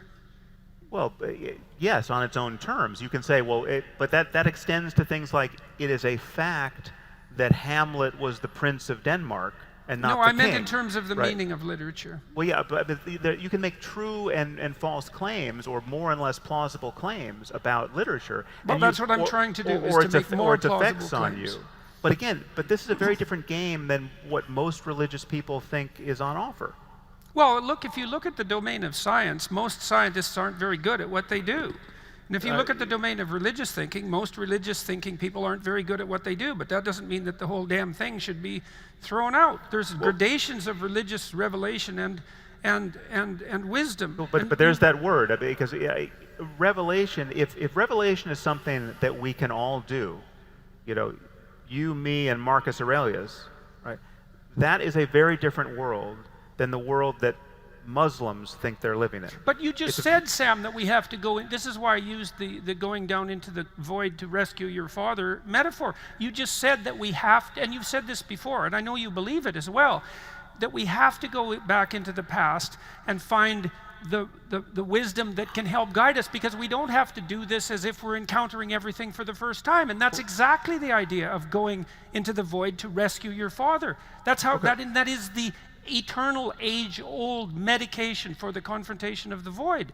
And you said it yourself, and so I don't know which it is. It's like, do we have to go into the past to rescue what's best, given the understanding that there is something there worth rescuing, or not? Is it pure rationality and nothing else moving forward, unconstrained by convention? It's just, again, I want our certainties. And I think we all, in every other area of our lives, we agree about this effortlessly, right? If I'm pretending to be certain of something that you can sense I have no good reason to be certain about, you begin to mistrust me in every area. If it's in business, or if it's in sports, or if I told you I knew that France was going to win the World Cup and I was absolutely sure, and yet I magically didn't bet any money on it. These are conversations we can have about everything else, and yet on this topic of religion, people change the rules, right? And I'm just arguing that the rules by which we dole out our credence shouldn't change. they don't change. And again, we shouldn't be misled by the duration of the past. I mean, this is what's the comparison of something like Scientology to Christianity is so invidious because we can practically meet L. Ron Hubbard, right? We've got film of him confabulating about galaxies that, ruled by overlords whose names he magically knew, right? We see the man behind the curtain. We don't see that with the Apostle Paul or anyone else who brought us the quote real religions, and yet it's always just been human beings doing this, right? And if you go back far enough, they were doing it in a situation that was completely uncontaminated by the kinds of concerns we have as scientists and secular rational people for evidence and consistency and a knowledge of the past. I mean, they had nothing they had no mechanism by which to record their observations. Now, and I'm going to interrupt you. Yes. Because first of all, I saw a sign saying 5 minutes. Yeah. Yes. And I'm very conscious of a number of things, apart from my own silence. And the main one is this. We had a long session on love just then, and I refused to finish this evening on such a positive note. And I'd like to turn that round. We're all in agreement on certain aspects: free speech, civilized discourse on the most important matters, and much more. But there's also, I'm sure, a lot we have in common of what we just can't bear. And I just wanted to hand over to both of you at some point to give an idea, not of your loves, but of your present hates. Perhaps Jordan.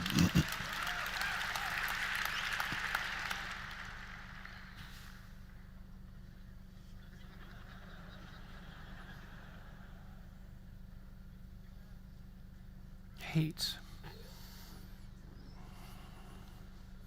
Well, I would say that I spent a lot of time over the last 30 years trying to understand the part of me that could be deeply satisfied as an Auschwitz prison guard. And I would say that that part is something that's worthy of hate. And I think the best way to overcome it is to recognize it in yourself and to do everything possible to constrain it. And that's what's given me an overwhelming horror, both of the nihilistic void and the catastrophes of totalitarianism. And the reason that I've turned to the degree that I have to the analysis of religious traditions, not losing my scientific perspective in the meantime, is because I've done everything I could to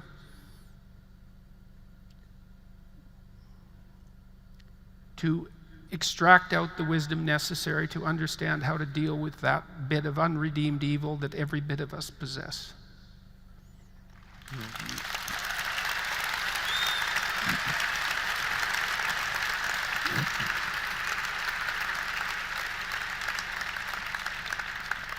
Well, I would say that I hate unnecessary suffering, and especially my capacity for it.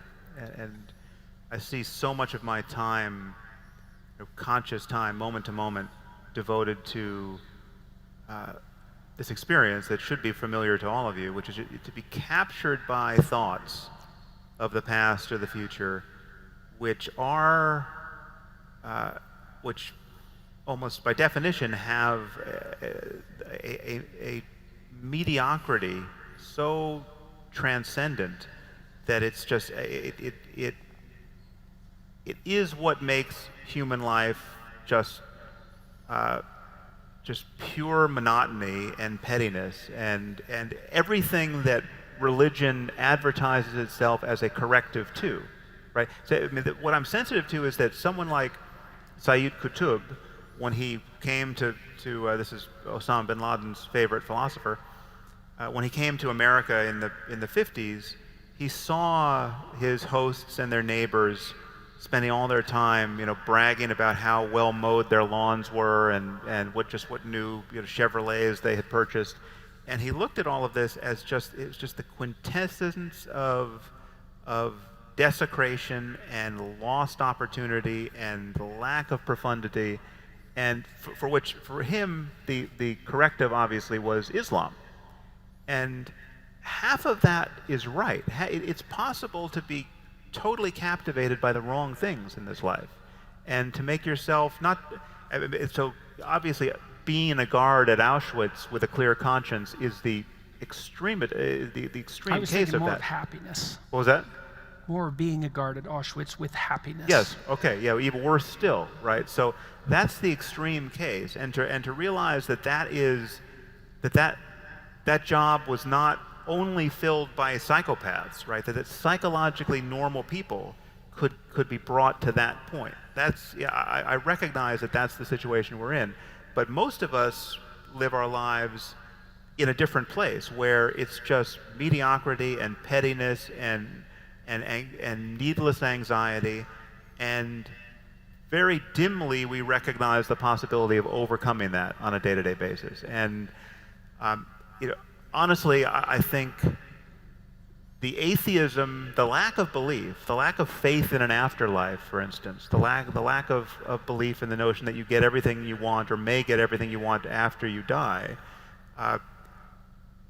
it helps. Leads to greater depth rather than to superficiality here. It's like when I kiss my daughters goodnight, right? It is with the understanding that I may never see them again, right? It's not with the assumption that if the roof caves in, we'll all be reunited in heaven along with our pets, right? Which is what many people find consoling about faith. But that. And so what I would say, what I hate in myself and what I hate in our culture is everything that conspires to make the preciousness and sacredness of the present moment difficult to realize. And that's the tide against which I keep pushing.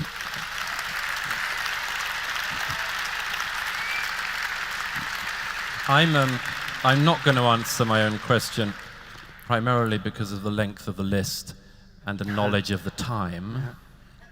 But I would say that if there was one thing I hate, it's the fact that conversations like this, civil discussion on the most important matters between people who have enormous amounts in common and have important disagreements, which engage with the past and which are going to be facilitated for a long time by a knowledge of all the extraordinary progress we're about to hit, can take place in an arena like this with an audience like you, who have all come out and now sat here for 2 hours.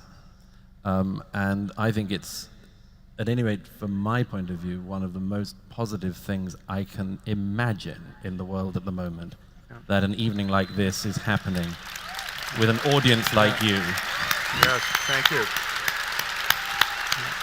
And unless either of you want to say anything, I think on behalf of all of us, I'd just like to say what a thrill this is for us, and thank you to you. And I hope that this is an example of a constructive discussion of a kind that might even at some point catch on. Yeah. So thank you. Thank you. Thank you all for coming. Everyone, please put your hands together for Sam Harris, Jordan Peterson, and Douglas Murray. Thanks, Jordan. Well done. Yeah. To be Thanks, continued. Yeah. Well, yeah. It seems to me that we need to somehow get comfortable with the increasingly public moments of uncertainty on topics like this, because so much of safety, reputational safety, as you were just alluding, is predicated in the public sphere in either pretending to be certain or falsely being certain on a safe answer, a safe and wrong answer to a complicated and important question. Part of this is the pathology of basal instinct. And so, because the rule now is, if I feel sorry for you, I'm good.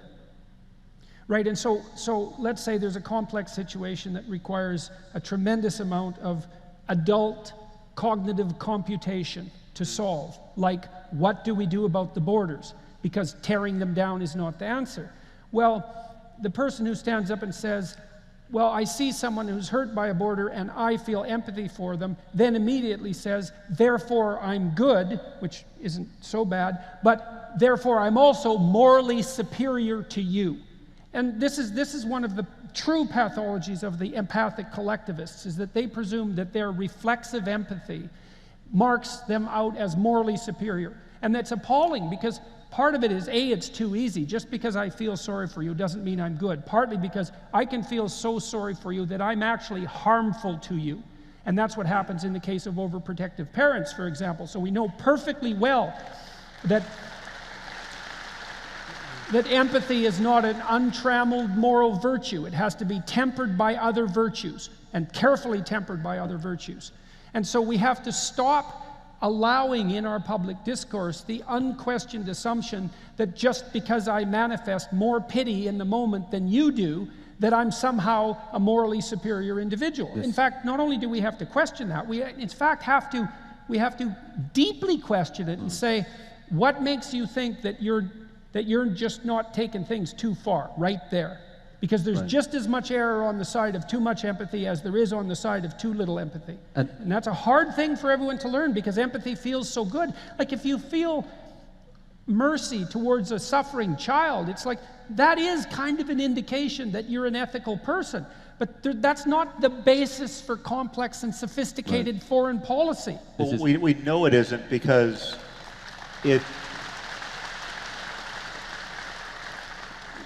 we know our empathy diminishes in an almost linear way with the numbers of people to empathize with, right? So we spoke about this one night in Vancouver, but this has been tested, where if you tell someone about the plight of one little girl, you will elicit the maximum empathic response and the maximum of an altruistic response. They'll give the most amount of money they're going to give to any cause to one compelling story to save one little boy or girl. But if you start adding boys and girls to the one, keeping the one the same, people's empathy degrades and their altruism degrades. So empathy is non-quantitative almost by definition. It's also partly because in your life, if you see a person in trouble, you might be able to do something about them. But if you see a million people in trouble, what you should probably do, at least to begin with, is run. And I mean, what are you going to do? Maybe you could give $1,000 to one person, but if you divided that up among a million, all that would happen would you would have no money, and they wouldn't be any better off. But this is to say that so much of moral progress today entails unhooking from the highly salient empathy-driving story and connecting with the actual quantitative reality, to learn that it's 500,000 people dying every year from heart disease or whatever it is, or there's 500,000 people dying in this famine. The fact that can't be made sexy for our news cycle, right? The fact that we lose attention is something we have to figure out how to correct. Well, it's also akin, it's very interestingly akin to your objection that you raised before, is that there are adult forms of solving problems that aren't akin to children's play, which is something, by the way, I agree with, because I don't think that the manner in which children organize the world is the end of the way that things should be organized. It's the basis for some of the organization. But this is akin to the same issue, is that the basal motivational responses, the emotional responses, no matter how well-meaning, aren't of sufficient conceptual sophistication to deal with incredibly elaborate and complex systems. And then you have another problem too, is that, well, that's really troublesome for people because they want to do the right thing globally. And then you tell them, look, you don't know anything. You don't know how to take this insanely complicated system that we have and improve it. And just because you're feeling pity doesn't mean that you're an expert in the retooling of hydroelectric systems, for example. And there's one straightforward way to do that. I mean, I'll give you an example. There's a brilliant Kurdish demographer who's a Swedish citizen now, who cited this fact that it costs the same amount to bring one refugee and keep them in Sweden as it does to look after 100 refugees in Jordan, Turkey, or Lebanon. Okay. So the obvious thing from that is you say, look, it's madness then to be, for instance, bringing in thousands of refugees to Sweden. You could be looking after hundreds of thousands of people in the region. Why is that still a tainted argument? It's because people aren't sure you're not going to smuggle in racism with that. That's why. Right. I think, are you sure you're not just coming up with this demographer Right, stuff in order to... It's like you're smuggling in Hitler, like Yeah, the exactly. religious type smuggle in Jesus. You're going to start with NGO figures, and before we know it, it's Auschwitz. That's what they think. Right. But here's the thing. The shortcut solution to answering almost every single one of these problems is assume that your interlocutor has good motives. Yeah. Assume that they are being honest in the way that they're looking at it. And that's why I have say... a comment about that. Okay, so this is something I deal with in my clinical practice all the time. Okay, so imagine that you're naive. And then what you are when you're naive is someone who thinks you trust people, because you think everybody has good motivations, which is some sense what Douglas is recommending. And they say, well, that's just naive. It's like, just wait a second, though. Because here's the developmental pathway. First, you're naive and you trust everyone. And then someone cuts you off at the knees. Or multiple people do. Or maybe you cut yourself off at the knees because you trusted yourself too much and you didn't take into account the malevolence that lurks in your heart and the hearts of others. And so that you get traumatized by betrayal. And then you become cynical. And you think, Jesus, I'm a lot smarter now that I'm cynical. And you are, because cynical is actually a move up on naive. But it's not the last move. The last move is to transcend cynicism and to say that even though I know that there are just as many snakes in your heart as there are in my heart, I'm going to hold out my hand in trust, because that's the best way to elevate both of us. And that is the prerequisite for a sensible discussion. And to concede that, this is why I'm always going on about Aristotle on this, to concede that it's not between good and evil, but between competing virtues. That when it comes to something like the borders discussion, you're dealing with justice and mercy. You cannot only be driven by one of those virtues. That's right. Mercy both. itself will lead you to hell. Yep. Justice on its own, blind, Yes. unseeing, can lead you to hell. Yes, exactly. Well, and so this also, and we're running very short on time here, so we should And you figure still out how to haven't wrap up. blasphemed, But so. this is also why your emphasis on truth and the emphasis on truth is so absolutely important, because you and I obviously differ on a variety of different things, and as Douglas does with both of us. But you know, that doesn't mean that I think that you're a bad person. I don't think that. Actually, what I think and what I fervently hope is that some of the things that you think are wrong actually turn out to be right in a way that would be extremely helpful to me and everyone I know if I incorporated them. Like, I really hope that, because I'd rather not be stupid and wrong if I could help it, because then I don't have to wander into a pit. And so I'm hoping that if we can have a genuine dialogue and we can tell each other the truth, which is the crucial issue here, then I can find out what you know that I don't know, and that'll make me stronger and it'll fortify everyone around me. And that's the basis for the right and responsibility of free speech, right? You have the right of free speech, but that's so that you can be a responsible bearer of free speech, so that you can say the truth, so that you can set the world right and adjust the hierarchies and make sure the borders are properly functional, and so that we can keep this thing going properly. And that is all dependent, at least in part, well, in large part on the truth, but also to some degree on this faculty that you described as rational. Because we're engaged in I know rationality isn't enough, that's my sense, you know, but it's certainly an adult form of communication, and it's definitely the prerequisite to a discussion like this, which seems to me to be highly useful, and which I'm so happy that you're all willing to participate in, how strange that is, notwithstanding.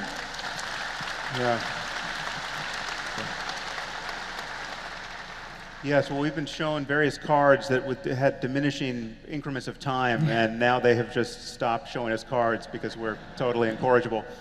Yeah, I just want to reiterate what Jordan just said there. I mean, you all really are the occasion for this conversation. I mean, though you are in the audience and we're on stage, we very much feel that this conversation is with all of you, and we know the conversation continues in your lives. And again, it's just a tremendous honor to show up and meet all of you in this space. And so thank you for that.